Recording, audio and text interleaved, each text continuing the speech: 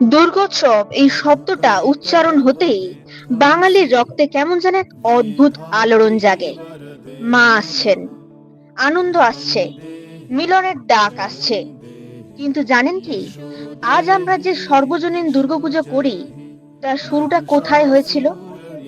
18 শতক পর্যন্ত দুর্গাপূজা মানেই ছিল জমিদার বাড়ি বা রাজবাড়ির পুজো, সমৃদ্ধির গরিমায় ভরা, বড় আয়োজন, আতশবাজি, ভোজ।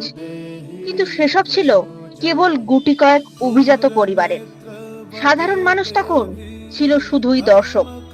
কিন্তু 1790 সালে হুগলির গুপ্তিপাড়ায় 12 জন তরুণ ঠিক করলেন, দুর্গাপুজো শুধু অভিজাতদের নয়, সবার জন্য হবে। দেবী যে সবার মা, তার আরাধনায় কেন ভেদাভেদ থাকবে?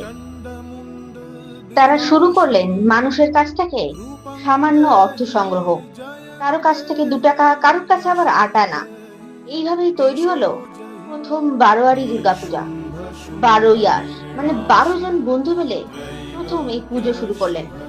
এই পুজো ছিল না রাজকীয় গরিমা, কিন্তু ছিল মানুষের প্রাণের টান।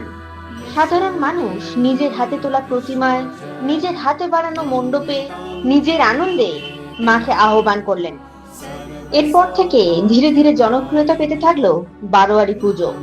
19 শতকে কলকাতার পাড়া মহল্লায় ক্লাব আর সমিতির উদ্যোগে গড়ে ওঠে অসংখ্য সর্বজনীন দুর্গোৎসব। আর সেখান থেকেই আজকের সে চেনা চিত্র, প্রতিটি মোড়ে, প্রতিটি অলিতে সবার নিজের পাড়ার পুজো। আজ কোটি কোটি মানুষ অংশ নেয় দুর্গোৎসবে।